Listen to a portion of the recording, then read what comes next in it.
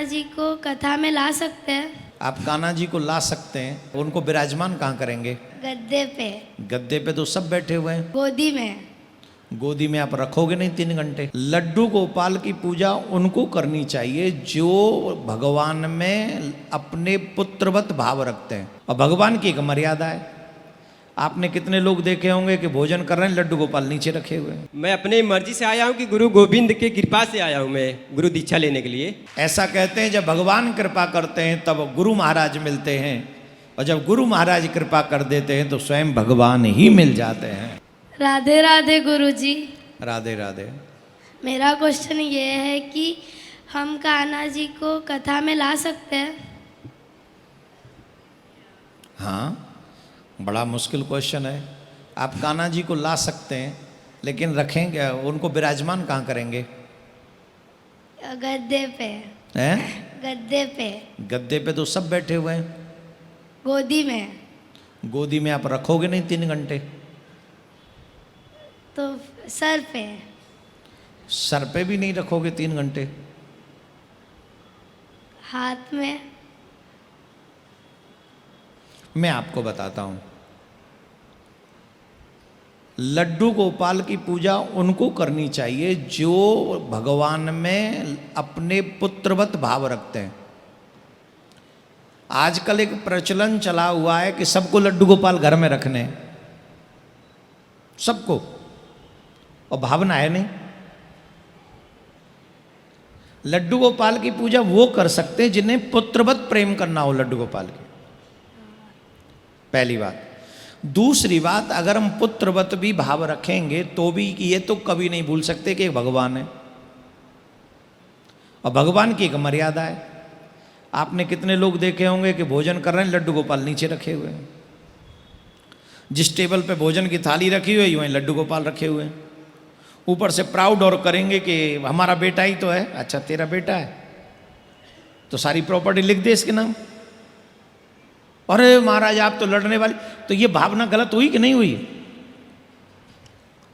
तुम ये सारी प्रॉपर्टी, आपके 3 बेटे हैं तो प्रॉपर्टी का 4 हिस्सा करो।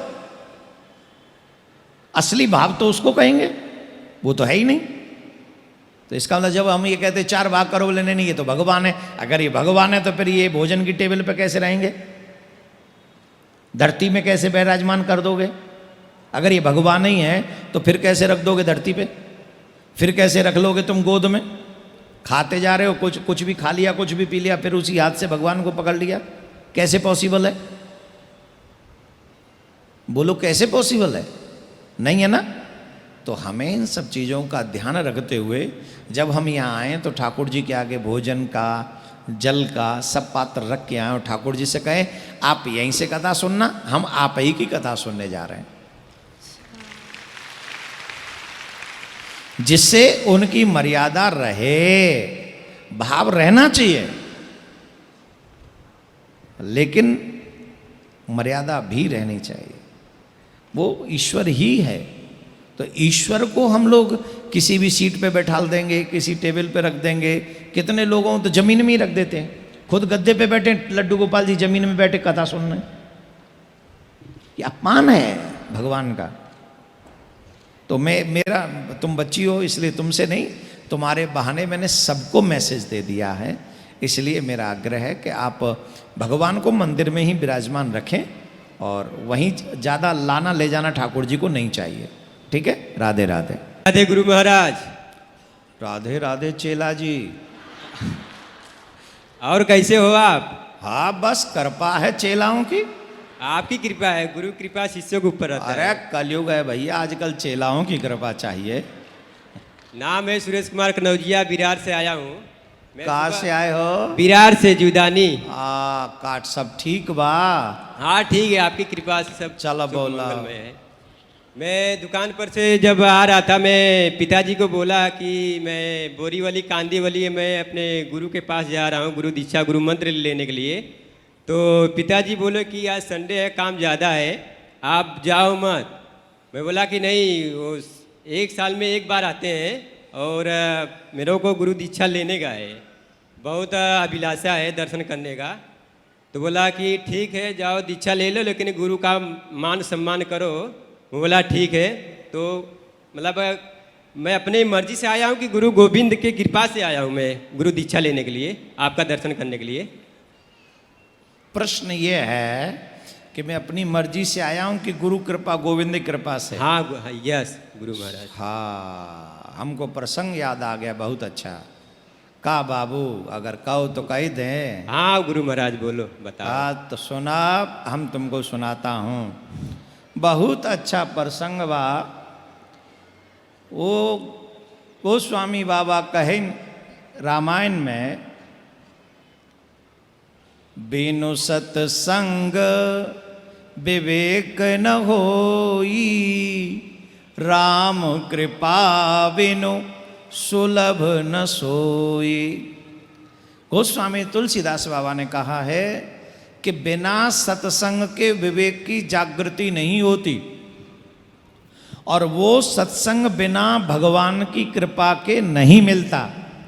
जब भगवान कृपा करते हैं तब हमको सत्संग की प्राप्ति होती है, और जब सत्संग प्राप्त हो जाए तब विवेक की प्राप्ति होती है, और जब विवेक की प्राप्ति हो जाए तब सद्गुरु की प्राप्ति होती है, और जब सद्गुरु की प्राप्ति हो जाए तब जाके भगवत प्राप्ति होती है। तो आप गोविंद की कृपा से ही आप यहाँ आए हैं।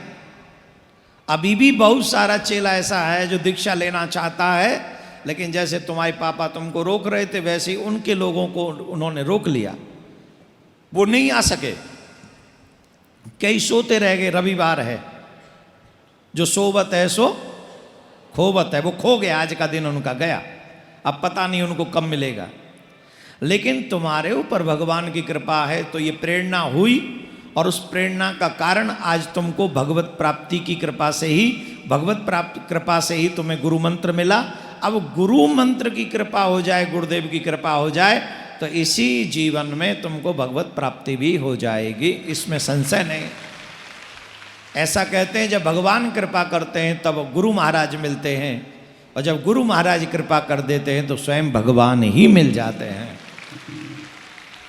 तो आज आपको मंत्र मिल गया, इस मंत्र में सच्ची निष्ठा रखिए।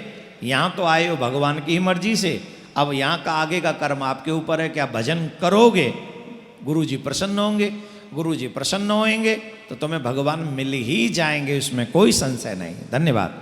राधे श्याम।